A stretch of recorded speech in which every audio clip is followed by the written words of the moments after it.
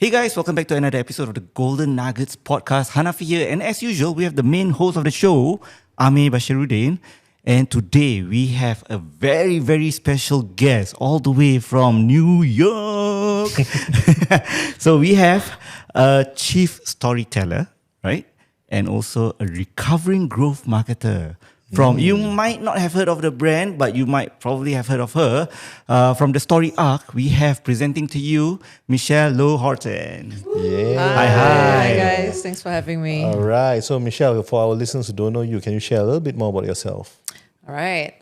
Hi, I'm Michelle. I basically went on a journey of shutting down my 7-figure growth marketing agency to go all in on building this thing, the Story Arc, where we help brands and businesses and founders create their signature series, tell their stories, take out the thing that nobody else can copy, and use that as a lever to grow their businesses.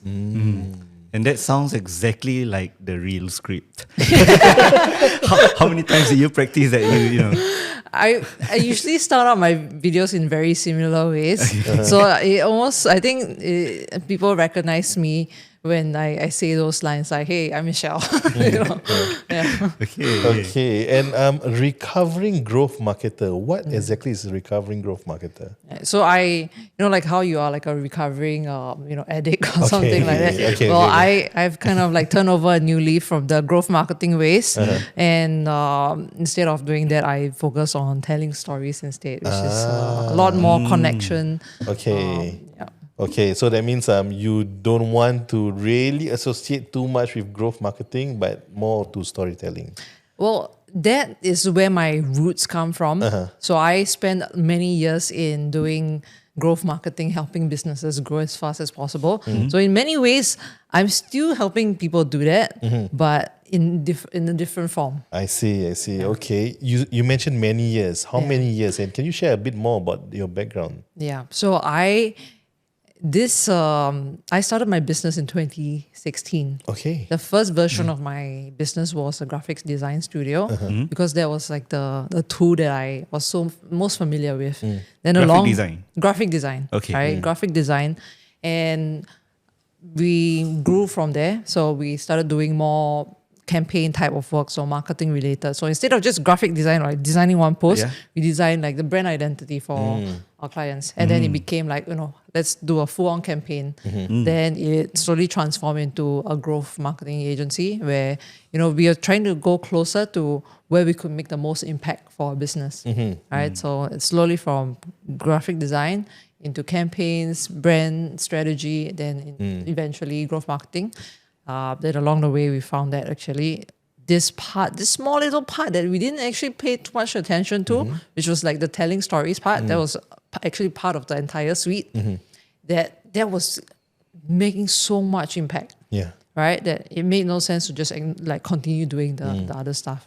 Okay. And when you mentioned like from the start, graphic design and everything, right? Was this your own agency or were you working with someone? Yeah, so this was my agency that I was running for. So this until today is until I changed and shut down that old version into the new version. There was 9 years of running that old version. Okay. Yeah, so it's almost a decade. It's a long time. Is it still the same name or? So the registered company is the same, right? So, but now we go by the branded name of the Story Arc, right? Because it's a lot more targeted and we're more focused on stories more than anything. Before that, were you like in school or do you work for someone else? So I was working at a really small agency before I started my own business. So I was working there for about 2 years. That was my main thing I did before that. And I was like freelancing always on the side. At some point, I decided, I was doing enough freelance work that I could carry that over to start an agency. But when I started the agency, it was literally just me and my computer in my bedroom. Yeah. Like being the project manager, being the graphic designer, being the accountant, being the person that does the website and everything. So I was doing that from my parents' bedroom. Entrepreneurship, right? Yeah. You chose that. Right? Yeah, I chose that. Yeah. That's the life I chose. Yeah, but anyway, like from the time you started your own agency, I believe at that point of time you were still in Singapore. And how long did it take before you decide to go to the US? So I only went to New York in about 2.5 years ago. Oh, okay. So my journey there was, this was not my first time going somewhere else. Like before COVID, I actually opened a separate office in Vietnam, Saigon, okay. right? Because I always knew like I wanted to just number one be out of Singapore, and I wanted to live somewhere else and also get a sense of what are the opportunities outside of Singapore. So Saigon, Ho Chi Minh City was my first stint. We still have a small team over there. Okay. That still does some of the work. And then everything shut down during COVID. Right? Everything shut down. And I was basically the most depressed I have ever been. Okay. Because I used to like really be like very itchy to go out and go out and explore. So during COVID, it was like, you just can't. And Singapore is so small. It's not like, you are in other countries where you can still do like domestic travel. Yeah. So that to me was like the most depressing time ever. And like just being stifled during that point of time it was really painful. Yeah. So after that, like I did a lot of travel, and then I decided, like it's time to go out and explore. Okay. And New York was always some place that I wanted to go, and they say it's the Empire State. But like in Singapore, right? Like you were stuck here because of COVID and everything. Yeah. Did it affect your business in any way? COVID was really a roller coaster of a time. It was truly like really, really intense in terms of the business also. So aside from just not being able to go anywhere and being stuck in, at home because everything was in lockdown and stuff, there was another level. At the start of COVID, we suddenly had a lot of business. Okay. Right? We at that point of time, we did, in terms of revenue, until then, it was the most we have ever had. And, and then after that, we also lost our biggest client. Okay. So we went from very high to very low. Yeah. Right. So that was also the same point of time that I had to let go of half of my team. Oh dear. We had to really it was a point where I was so stressed out that I didn't even know how to think. Right. I'm not sure if I think it's like a flight, like freeze or fight mode. Like I was in freeze mode. Like I was like, shit, like what do I do? Right. So I had no choice. I had to let go half of my team and then rebuild from there. So slowly, just doing whatever I can just to move forward. As a first time and young entrepreneur, how does it feel to let go of your team members? That was tough. That was I think if you ask any business owner, even for myself, like that was, I think, the hardest thing I had to ever do. Nobody really wants to ever have that conversation, especially during COVID when you want to support the people that actually trusted you for their job, their life, their career, and then for you to have to tell them that I have to let you go. I don't have a choice, right? But there was no other choice. Like that, like the business could not sustain if I didn't make that decision. And at that point of time, those team members, were they in Singapore or they were in Vietnam? Yeah, so some of them were in Vietnam, some of them were in Singapore. And you had to let go of those in Singapore or both? Both, yeah. Both sides. So we really had to downsize. Are you the only founder and owner of the business? Yes. So you had to do it personally? There's no one else to do it. How many of them do you have to let go? So at that point, we had a small team of 6 people. So we had to let go of half. So that's like 3 people. Yeah. And how was that conversation? It was hard, but I felt like people then, they understood like why. Like they knew that we lost a client. They knew that there's just like, there's no way for us to move forward from there. Okay. And looking back, right, would you hire them back or like perhaps right now when things are getting better, have they moved on? Would you want them back? I think our business has taken a turn from that point onwards. And I think in a way it was, every time something happens like that, I always see it as like an opportunity. Yeah. Like something wasn't working. That's why, there was no competitive edge. That's why the client could have just moved on to another agency. Yeah. And I feel like everything that happened, whether it's a good thing or bad thing, is usually a signal for something. And that's how I try to take it for most part. And then we build on top of that, then we continue to grow from that. So I would say it was a really tough time, but the company has evolved so much from then until like today, even from recently, all the decisions that we've made within the business to focus on only storytelling. Yeah. I would say like it is because that those stuff happened so that we have to think about what are the ways that we have to pivot and build up from there, not just continue like kind of like doing the same thing over and over again. Okay. Looking back, right, how would you have handled that whole situation differently? Or would you even do it differently? I mean, I've taken a lot of lessons from that particular period. If anyone's listening from business advice, I mean, the obvious one is don't rely on everything on one client. Yeah. Right? It's a very dangerous position to be in if most of your revenue is coming from one single client. So try to diversify. Yeah. Okay. So at that point of time, like you have one big client Yeah. and then a few small clients, Yeah. and that was the one that left. Yeah. Okay. And then the journey to New York. Why? Like of all countries, Yes. I was of all countries, there's so many different countries. But why did you like pick New York? maybe Dubai. Dubai is like in the center of the world, so Yeah. I mean, Please excuse him. Sorry to cut you, but you have to excuse him because he loves Dubai. I mean, I never been to Dubai before. I would say like I'm open to going to Dubai, possibly in the future to do really cool stuff. So, for this season, it is New York, Yeah. right? This is the time where I think the personal growth that I've gotten from just being in New York has been so transformative.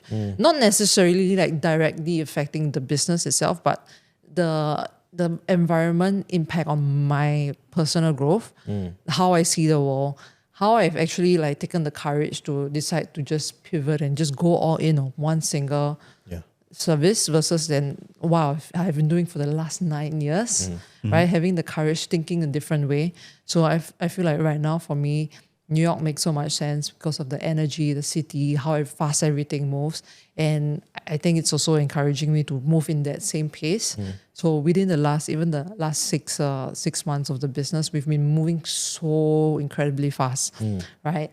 Once we pick up on something where we had a success, we were like, okay, this is really interesting. How can we double down on that?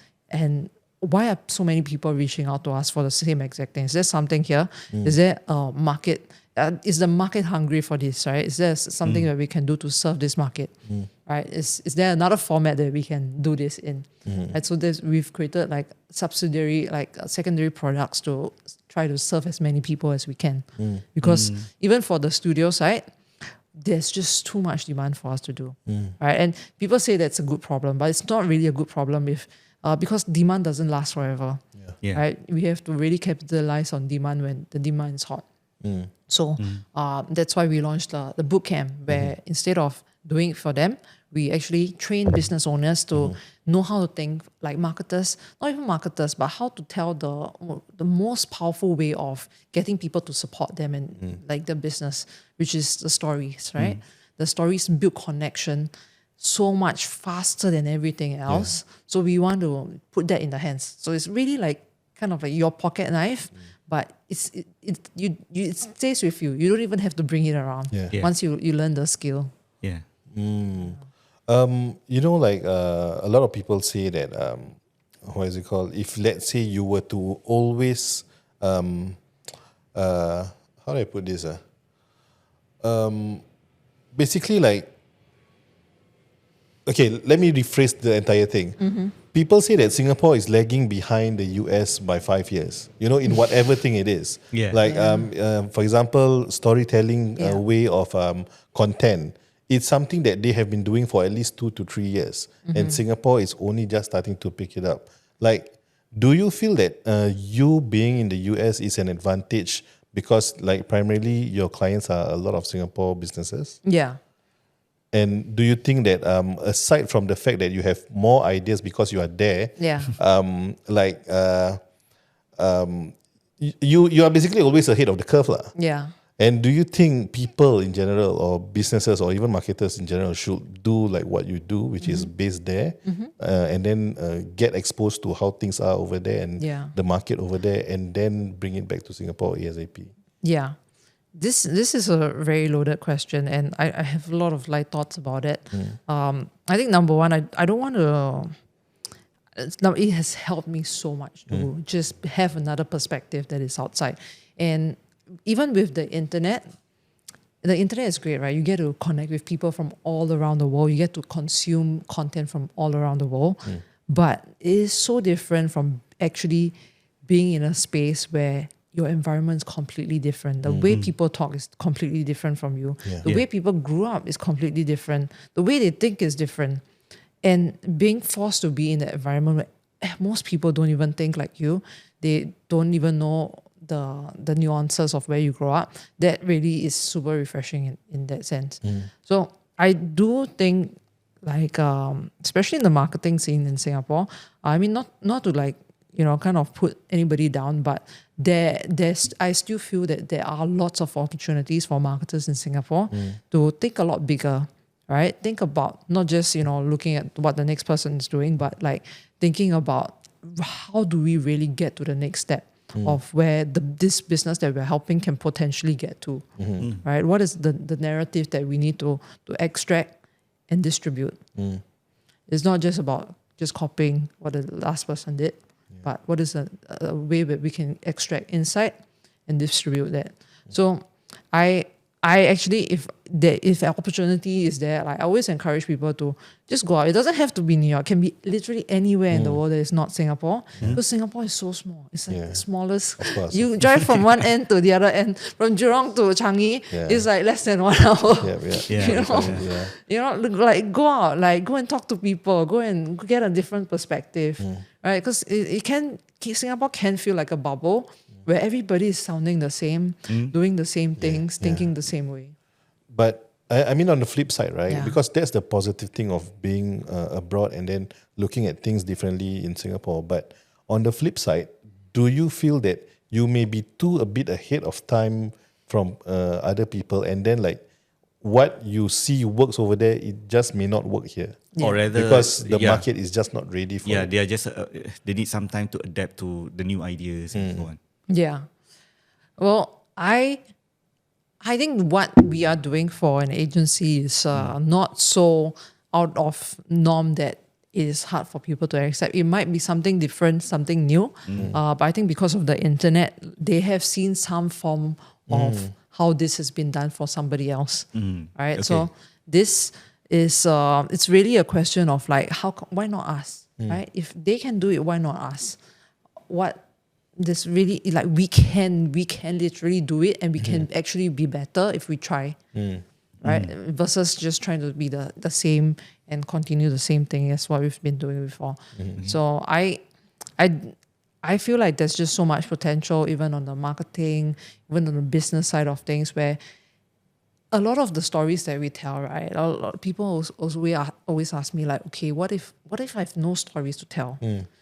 That will only happen if you're working on your business and you're not doing anything new on your business. True. So there will not be any interesting stories to tell because you're doing the same thing every day. No one wants to listen to that. Even you don't want to listen to that. So if you really do want to build an audience, build fans, build a following that people like see you and they want to get behind you, like, do something worthwhile where people are actually interested to follow on the journey with. So it goes hand in hand, right? It's not just about following my framework. Oh, here's the hook, here's the setup, here's the rising action, here's the resolution, here's the conflict. Like, it's not just about that, but you actually do have to go and want to do something really cool.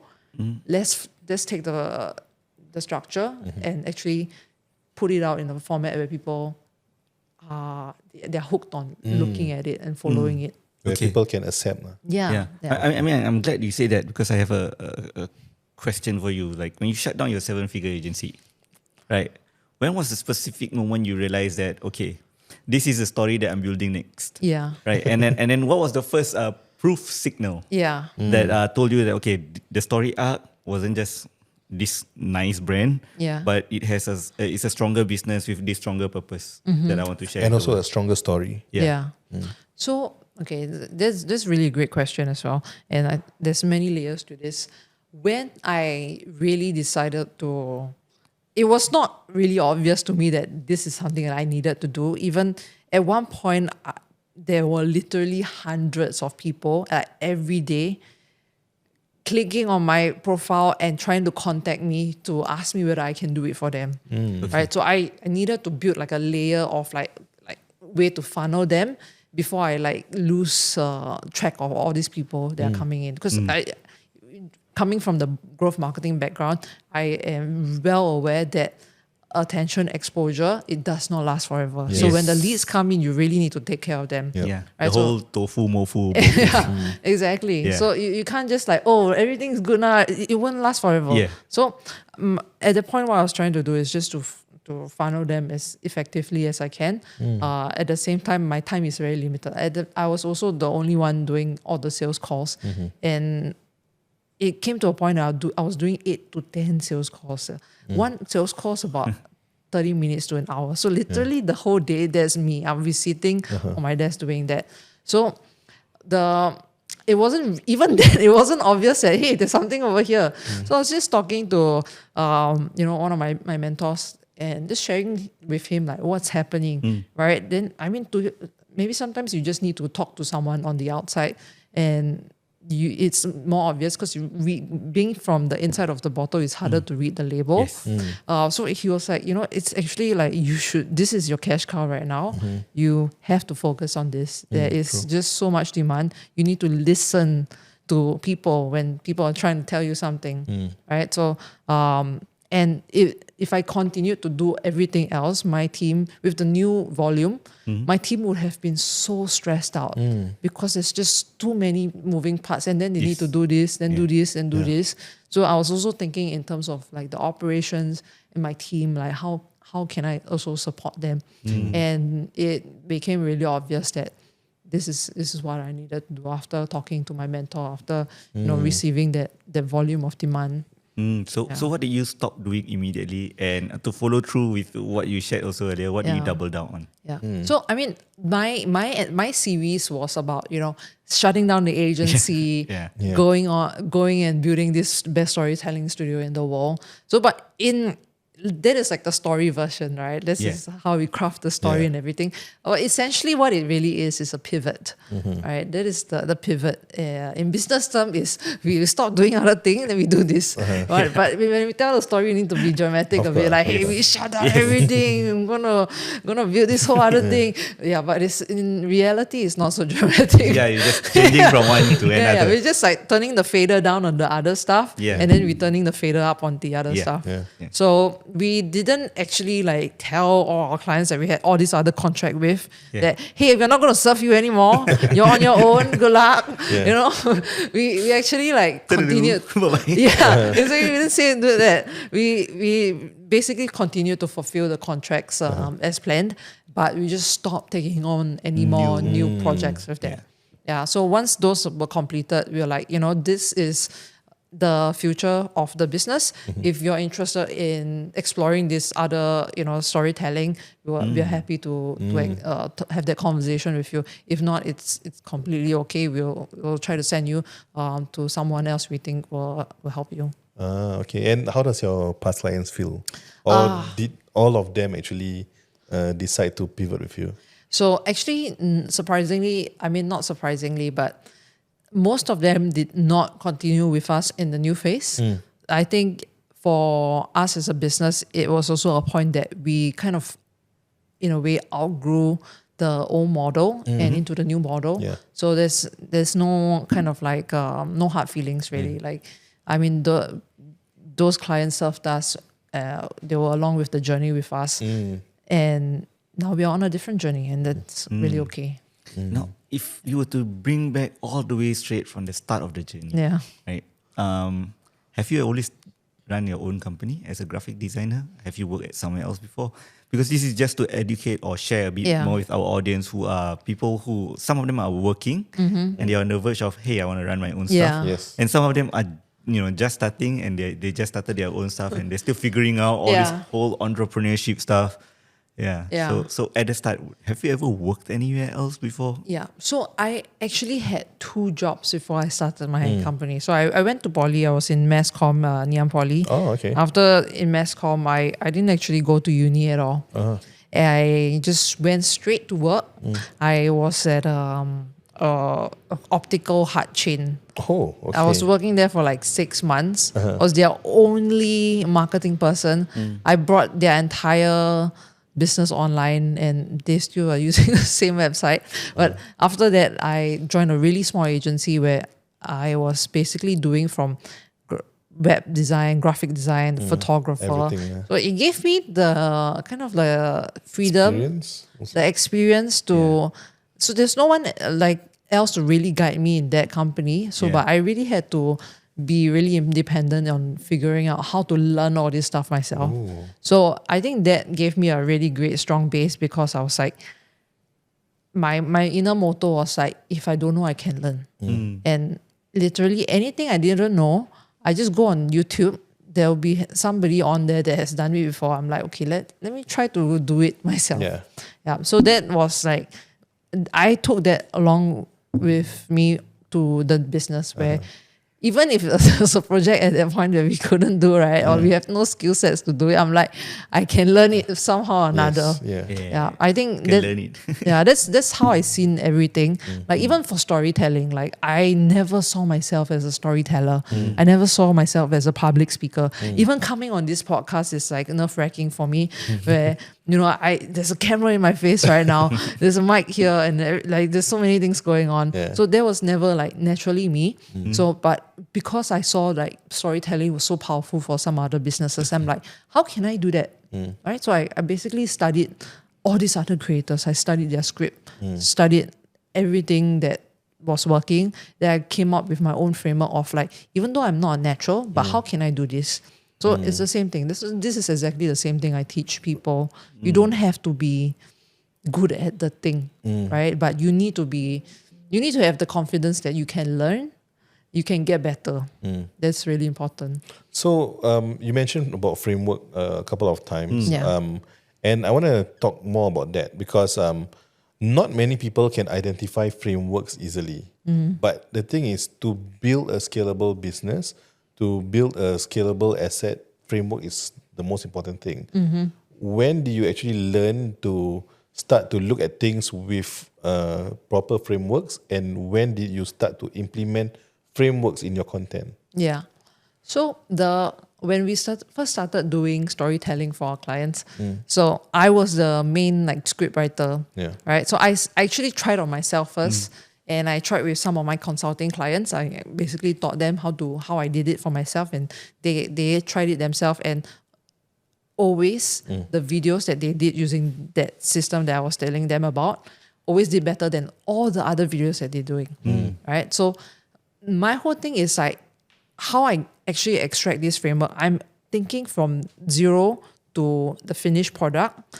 What needs to happen in between that? And it's not the physical steps. Sometimes it's also about the thinking that is involved in it before you actually start the doing. Even though you start the writing, you start the filming, you start the editing. Like actually, even before that happens, you need to think about who this person is. Who is this character that we are building?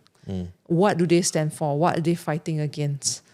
Before we even think about, okay, what camera do I use? Right? That is not important at all. Right? But surprisingly, that's like one of the most common questions I get asked. It's so unimportant, but people are missing the core part where I'm trying to break everything down so that someone else can take that is in my brain to do it without me. So that's how I think about these frameworks. It's how can I help you either understand a concept or understand the actual why this has to happen before we even get into the what and the hows, which we will also get there, right? But if we don't go to the the high level stuff of understanding why this needs to exist. Why are you telling your story? Yeah. You will lose track along the way. And if maybe something doesn't work for the first 2 times you're doing it, then you're like, okay, never mind, this doesn't work at all. Let's move on to the next thing. Right? It could be because you're missing the parts at the foundational stuff. That's why the frameworks are so important. And these frameworks that you mentioned is based on the storytelling content that you are that you have been doing for yourself and your clients, right? But what about in terms of business before you even pivot to storytelling? Like, have you identified frameworks in how you actually serve all your clients? Yeah. So previously it was the growth marketing model. So our whole thing was like, okay, when we look at the business, what do they need to do so that they can grow as fast as they can with the resources that they have? So then we look at the things that are available to us and we create a playbook around that. So not necessarily frameworks around that, but more like playbooks of what are the things that we can kind of like shift around, almost like Lego blocks. Okay, we can use this one for the email marketing funnel. We can you turn on the ads for this. And then what if we kind of like turn on the other organic funnel over here? What if they work all together at like a sequence timing so that they all complement and feed into each other? Right. So that was more of the growth marketing playbook. So previously you do something more modular, but now you are doing something more with a proper framework so that it can be replicated over and over again. Exactly. That's interesting. Is it possible to share the framework for your storytelling content? Yeah, for sure. Yeah. So, I mean, there are 2 main frameworks, right? One is the ARC framework, which is basically the on the thought level, on the big idea level, like why the stories even exist, where we are trying to use content to grow, right? So how can we build familiarity? How can we build memory and intent? So the intention to create an intention to buy. But before we even get there, how do we get people to even be familiar with who we are? And then on the other hand, how do we get people to remember us? This triangle here helps us to build a business engine that helps people to want to buy the product. If one part is missing here, you're doing content that it's not going to help you. So for example, if you go super viral, you don't build the memory and intent part of it, means you don't build the connection to get people to remember you. Maybe you do like a TikTok dance video and then you get your CEO to dress up and run through the crowd. That will go viral also. But that doesn't build that memory and connection. They might just kind of like briefly remember and laugh at it, but it's not going to build that intent when you connect your product with the time they need the product. They're not going to take action on that. On the other hand, like when people actually remember you, they feel something when they see a part of a content. And then when a need arises of the certain product that you have or the service that you have, then you come to mind. That's when like, okay, this content that you're creating actually helps you to convert. I see. So it's not just like a marketing thing. Like this also happens when you have a product experience. How do you feel when you walk into a store? The customer service, like every part of the interaction of a business helps you to build their audience relationship capital. And we are essentially trying to build as much as that as possible so that it's almost like a compounding effect where once we get it, we build on top of it. But every time we do something that's inconsistent or, it doesn't make sense for our audience, that you basically withdrawing from that audience relationship capital. So I see it almost like a bank. So the reason why we use stories is because stories is one of the few formats that can actually help us to build all 3 at once. It can help us, it can go viral. It can actually just go viral because people are interested in watching it. It can help people build connection because they know the why behind not just the product. Then it also builds that competence where people learn that, okay, yes, there's a story to it, but actually this is actually pretty good. This person actually knows what they're doing. Then when the intent comes up, when they need the product, you will be remembered. So stories are one of the few formats that do it. Okay, so you mentioned like being inside the bottle is very hard to read the label. Right? So being in the business owner, how important is it for them to actually hire someone else to do it because they can't basically read the labels. Yeah. The way I see it is time is usually a lot of limitation. There's time, resources, there is capital resources. And for most businesses, what I think that they should focus on is the core of what they actually really do. Right? So if your product is for one of our clients doing laundry, they need to be actually spending more time on being laundry experts versus marketing experts. Okay, got it. Right? And if you're a marketer, then you should be a marketing expert. All right. So let other people be the expert. Right? Of course, if you're a really small business and your capital is tight and you don't have all the resources in the world to hire like a 10-person team to go and follow you around every day to document your life, then you have to be creative about it, right? Then you do it yourself first. Then when your business grow, you earn lots of money, go and hire people to do it for you. It's only two ways. There's three things that can happen. You learn to do it yourself. You hire somebody that has actually done the thing to do it for you, or nothing will happen. That's it. There is no other option. Like the framework that you share is actually what I always see online in terms of other creators as well. Yeah.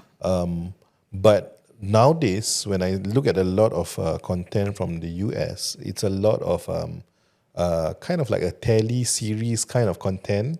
How, for example, Ryan Sarhan, right? Like, I think he did his storytelling part about himself very well first, and then after that he did the tele series within all his social media, and I think that is a very interesting concept. Like, do you think the framework that you are actually advocating for right now is also can be implemented in that concept? Yeah. So Ryan Sohan is actually a great example. He is one of the early players in the game that understood how important is it to build connection with your audience, not just sell them stuff, right? So he was an actor in New York that was trying to make it, and then he instead now he which he uses as his story, right? I'm a failed actor, blah blah blah. Yeah. Exactly. So he realized really early on that maybe he started to do this real estate thing, that building a personal brand is actually so important. And until today, he is probably the most famous real estate guy anywhere or in New York. And is he like the most talented real estate person that knows the ins and outs of everything real estate? Maybe There's not. probably somebody that knows just a little bit more than him. But why is he the most famous? Because he's put himself out there for a very long time, and he's invested in creating the content that builds connection over a period of time. So the way that my team does it is in a form of a signature series, right? We produce a signature series for brands. So if, let's say, they don't want to do it, it's like, okay, here, hire a team out, we'll find your story, we'll craft it for you, we'll write it for you, we'll shoot it for you, we'll edit it for you. The whole thing. So this is not the only way to do it, but what we find is that this is one of the most effective way, where it can be plugged into almost every brand, and it can create a lot of attention, it can create a lot of connection, and also intent to buy. The reason why we do it in a format way and not just one-off series is because the continuity and the narrative together has such a strong compounding effect. Right? It's not just one-off video. What happens after that one-off video where they know where you came from? Right? They want to follow your journey as well. What are you building next? What are the different things that are happening in the businesses as you evolve? So we are taking that and turning that into content. That's why the series is so powerful. Okay. Right? But is that the only way? I wouldn't say that it's the only way, but it's one of the most powerful ways. But I mean, we have not seen it yet in Singapore, right? With Singapore businesses, like, do you think it will eventually pick up? Yeah, for sure. I think I've seen it. I mean, more and more. Yeah. I think ever since like one of our videos blew up, like my own videos also went a little bit viral. I've been seeing more and more people being more open to share their stories, which is a great thing, right? Instead of, doing kind of like the brain rot type of content, why don't we build content that actually, we use our own stories as a way to grow our business, make connection. And it's not just about growing the business. So I've seen like the amount of people come out from in the comments showing so much goodwill and support for the business. It's more than just like the money that is like the sales that's happening, but the connection, like you really feel like as a business owner, right, you have to face so many problems every day, right? But then you finally see people like, hey, like all this is actually worthwhile because like these people have been with me, they're supporting me, and it's a good feeling. Yeah. Do you think?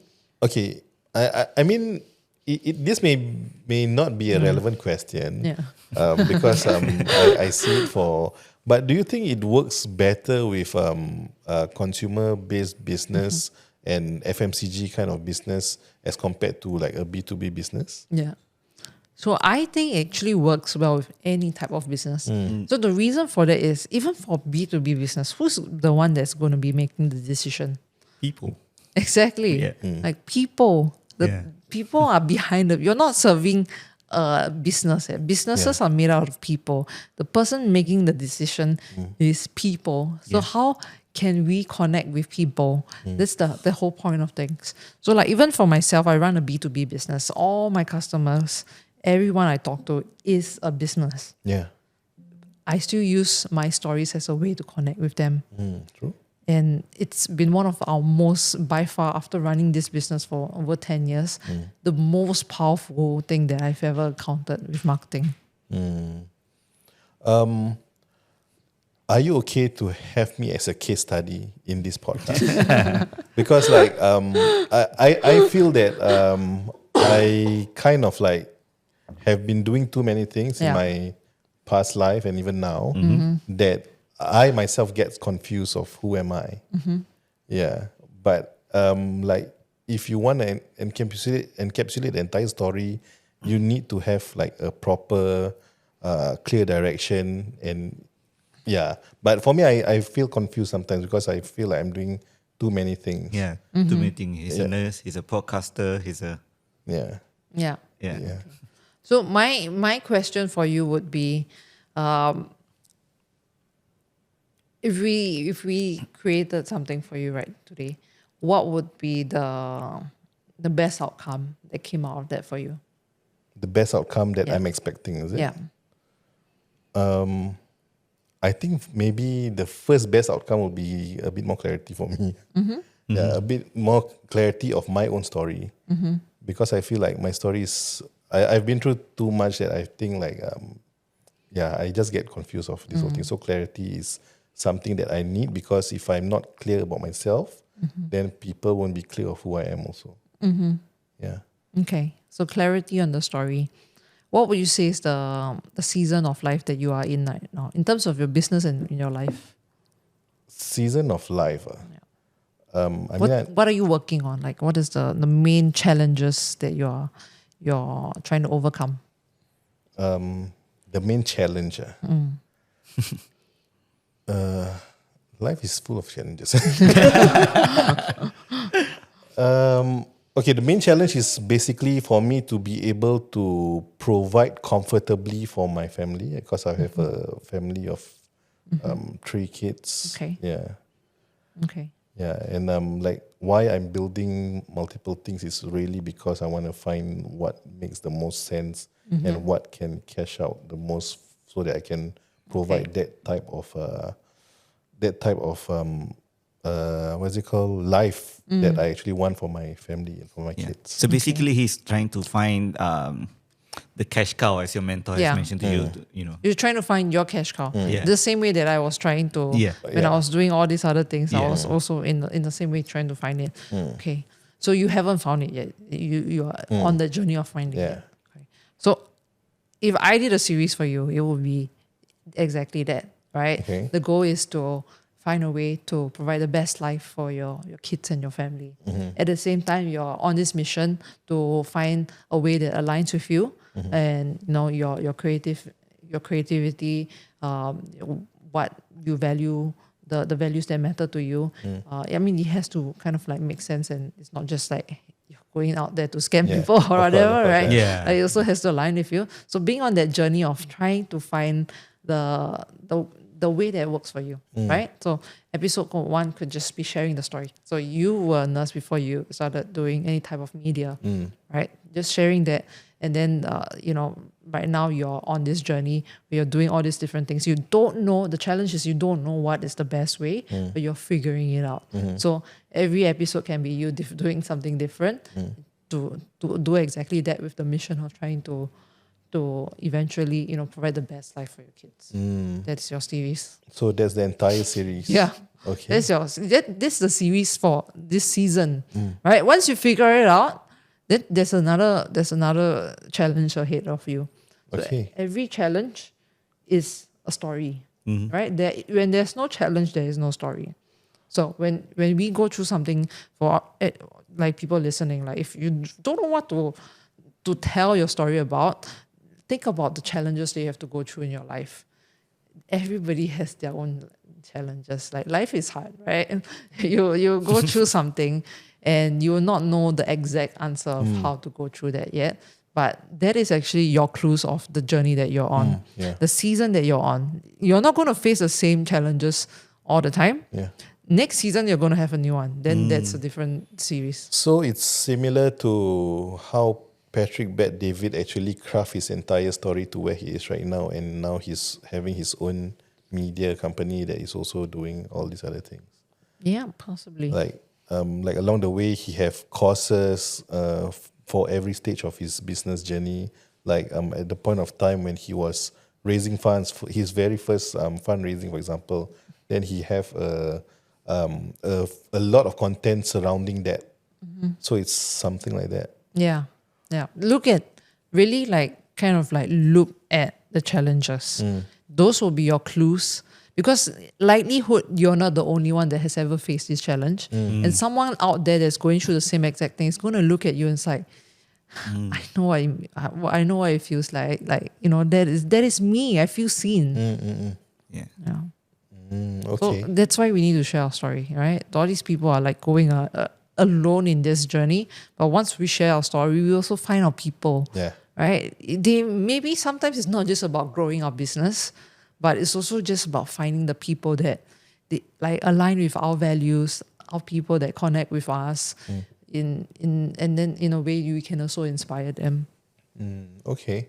And one more noob question. Like, how do you? That's actually a really great question, by the way. It's not It's not like But this is a Yeah. noob question, because just now you mentioned that you are also someone who are like not comfortable in front of camera and everything, right? So it's the same for me. The irony. Yeah, although like we have done like over 300 episodes, it's Yeah. the same for me. I'm not comfortable Yeah. in front of camera. So how do you overcome that? Yeah, I literally had this issue yesterday when I was recording myself. I was telling both my teammates, I don't know, I'm like so nervous. How do I do this? How do I do this? That happens to me every time I have to do this. Like every single time where I am recording a new video, every single time I have to do a class online, or every time I have to show up for one of these, like podcasts or, it's nerve-wracking. But I think what has personally helped me, and I think this can be super helpful for anyone, like I always think about it in a way where every time I have to put myself in an uncomfortable situation, on the other side of that, this is where I grow. This is where I learn. And I am just in a space where I am just so eager to learn that even if it scares me, I want to jump. One last question from me before Hanafi do the final segment with you. Like, how do you personally enjoy the moment? Because being a business owner, it gets overwhelming, like every day, same thing, see clients, say the same thing over and over again. You come to this podcast, technically you are saying the same thing that you say to your clients also, right? So but how do you actually enjoy the moment of being present in the moment?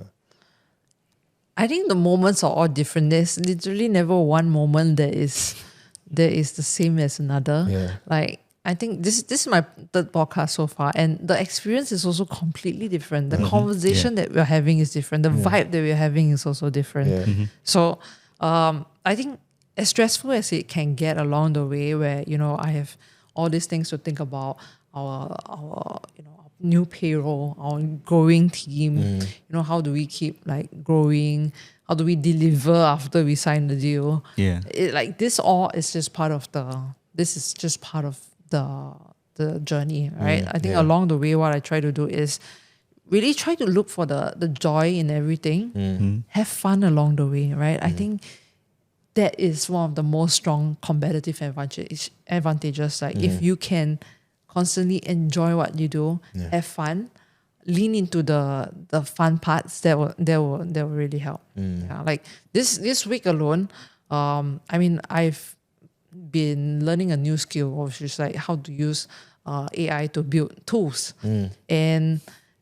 And I also have been building tools for my we were having internal that team. conversation at the time, right? Yeah. With OpenClaw and everything, Cloud Code and everything. And I mean, it's a fairly new thing for me. I've never been like a coder or anything, but I have like, wait, this is something new, and I'm building all these mini tools for my team, and it's really fun, right? Like I get to solve a problem, and it's fun. My team benefits. And then when I'm talking to a new client, where I learn about their journey, and they're on this incredible journey of doing something completely different in their space, like to me, that's fun. Right. So I try to lean into the fun. If there's things that I really don't enjoy, I try to like get someone else to do it as fast as I can. Okay. So before we end the show, we will have two more segments, short segments. We can start with Hanafi's segment. Okay, so this is supposed to be a rapid fire questions, but I've read the questions. I think you might need to put a bit of thought. Okay. Yeah, but so have a bit of thought. Just a few rapid fire questions. The first one. Are you ready? Yeah, let's go. Okay, what is one retention mistake almost every founder makes on short form content? I think it is focusing too much on the exposure and virality, right? That is just one signal. That is a distribution signal. When something goes viral, there's a distribution signal. But you should think about how you are building long-term trust and brand building along the way. How do you get people to remember you? How do you get people to actually want to buy from you and support you? Okay, perfect. Because this sets me up for my next rapid fire question. Okay. What metric do you trust more than just views? That's a good question. Okay, so there's two main things. One is, if we only had to boil down to one, is how many people follow you from that video that you post. Follow. Okay. Because that is a signal of whether people want to see your content again. Okay. Yeah. Okay, cool. What is your most underrated storytelling device that people tend to ignore? Device, so it has to be a thing. Yes. Storytelling.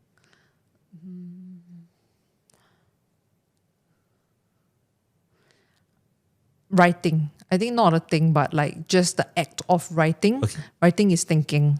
So if you practice writing, you'll be able to craft your stories and be more in touch with your what you're going through in life. Okay. That's interesting. Yeah. Two more questions.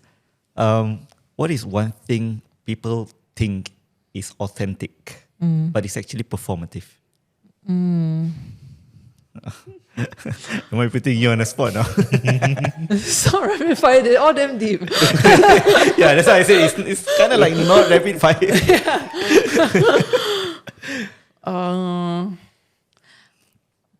I think if you are trauma dumping, without a strategy, that is to me that's more performative than authentic because it serves nobody.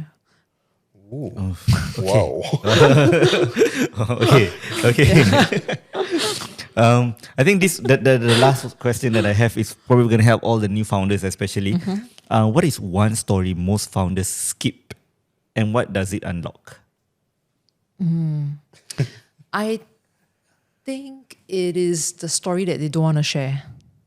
Right? What is the thing that you are usually people don't want to share because there's some guilt or shame tied to it. But that is the part that is usually builds the most connection.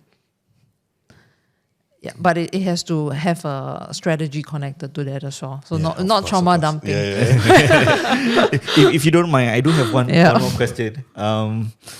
What is your default process for turning a messy founder story into a very tight narrative? Okay.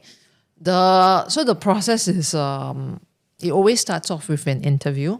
So we have a structured interview that allows us to understand who these people are, where they came from, why they do what they do, what their business is building, what are the things that they are doing that's different from their competitors. So what is the big vision? So we have, it's a 9-section type of interview where once we get through this, we will know your life, basically. And this typically takes about a 90-minute session with our clients. Okay. Wow, okay. Right? So it goes deep. And there are a lot of times when we are on these calls, right? Like me and the client are all both crying together because it is like it takes a lot of heart to be open and not just give like surface level answers. So it's a question and answer over online rather than they filling out a form. Exactly. So it's always a conversation. We will never just, hey, this is the form, fill it up, get back to me. Right? Because what happens during the conversation is like you're thinking about things that you've never really thought before. While you're writing, you might be thinking, okay, how can I best answer so these people know how to talk about me, how to talk about me. But when we are just having a conversation, like you guys are having with me now, I really never prepared. So all this is like the first time I'm hearing these questions. Yeah. So we start off with that. Then once we do that, we always start off with an origin story. Okay. So this is where this person is coming from because we need to give people context. How did we get here in the first place? Yeah. And then depending on where they are in the business, what they're working towards, then we'll build a series around that. Okay. Nice. Oh, the rapid fire isn't very rapid. Yeah, that's why It's a deep question. But deep questions. you need to change your prompt. I need to change my prompt. Excuse my AI. Okay, so the final segment is just a bonus question. Yeah. If today you are in New York, right? You have nothing in your bank account, only $88, business all closed down already. How would you rebuild back your life? Nice. $88, Happy Chinese New Year. I will start creating content about me and my journey of, rebuilding again. That I will start with that, and that will probably like be a really great story and get a lot of people's attention. And once you build a connection, you'll find that actually there are people out there that want to support you. And that's actually how I found some of the people that are on my team now. They've created videos and I'm like, I want you on my team. I want to help you. I want to support you. Like, let's do this together. Nice. Nice. Any other further questions that you want to find out, dig out from her now that we have her here? No? Okay. So I think before we end the entire show, right, the episode, right, the day we met, it was at Reggie's house. We also met your client from Presto, right? Yeah. Can you share a bit more about the process of helping Presto, because it's a second-gen business, it's and a lot of businesses right now in this world, not only in Singapore, are people who are doing second-generation business, but the thing is they are still figuring out how to actually pivot from the old ways of doing things and new ways of doing things. How do you actually encapsulate the entire story and also tell this story to become one of your most biggest success story that I personally see? Yeah. So the initial challenge with Presto was that when we think about dry cleaners, it's not necessarily a very fun business, but there are so many golden nugget stories inside there, right? Right, all these golden nuggets within it, where there's so much emotions. I think what people don't realize is second generation businesses are not so straightforward. Like, oh, here, my father gave me a company, I actually basically can relax and collect money. Most of them have, I mean, number one, they are basically the new owners of a business that has been running in a way that they are used to. And then they have another complexity where their parents are essentially their bosses. Yeah. How, like, a lot of people, like, they don't understand that, the difficulty that comes with that. Like, unless you are a second generation business owner, you know the pain that comes with that. It's not as easy, right? So what when we did the series, it was like, okay, where's the story here, right? As a show producer, or the angle is like, I need to extract the angle and find the story. So obviously for them, it was the second generation angle. What was the challenge for them when they took over? What were they giving up in order to pursue this? And after taking over, like, is it going to just be like that? Or is there like a new ambition for this refresh thing? So for them, like, the owners are actually really ambitious people, where they don't just want to take over and just, like, do the same thing as whatever their parents have done. So they're constantly looking for ways where they can improve the business in terms of culture, in terms of operations, in terms of tech, in terms of customer service. What are all these mini things that we can do to make this, take it to the next level? And not even just in Singapore, but like, how can we grow to be the best, most technologically advanced business in the world? So those are big ambitions. So what other people see is like, oh, a dry cleaner, right? We're actually pulling back the curtains and finding those human stories of their journey, of their big goal, right? When you hear like Singaporean businesses doing this thing, it's like, you're so like, okay, I want to support you, like, you're like, you're the home people. I want to support you. Because like the way you capture the story of even the Malay uncle who Mr. Osman. Mr. Osman, yeah, who had to like scale down in terms of the hard work, the laborious work that he had to put in because of his health issues and everything. And you also highlight about how they actually went to China for a conference to talk about laundry, and this is something that a lot of people just don't know, that these things actually exist behind a business. And yeah, that's why to me, I feel that is really one of the most powerful story that you guys have actually built. Yeah, I mean, it's not just about the technical, the tech, right? Also humans involved. This is a 25-year-old business. We have people like Mr. Osman that have been such an essential part of the business. And we also want to highlight that story, right? Where they also really care. If, people have been with them so long and they are in a different stage of life, like as a business, how could they have like supported them, right? So a lot of their staff like are in that phase where they are, they're given the choice to kind of scale down their time, their work hours and everything. And we basically telling the human story of that, about Mr. Osman, his journey, that, Presto would not be where they are without people like them building the business up. Yeah. And also the more interesting parts, like the expo. So there's a whole expo just for laundry. Who would have thought? Right? So we are actually bringing people along for that journey.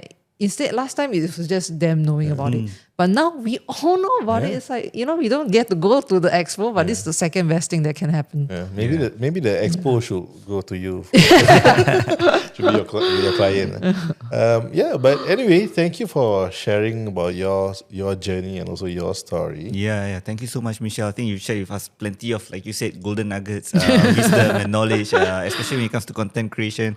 With that being said, where and how can people find you if they haven't seen any of your content? Okay. The best way to find me is my Instagram. So Michelle Loh Horton, that's my full name.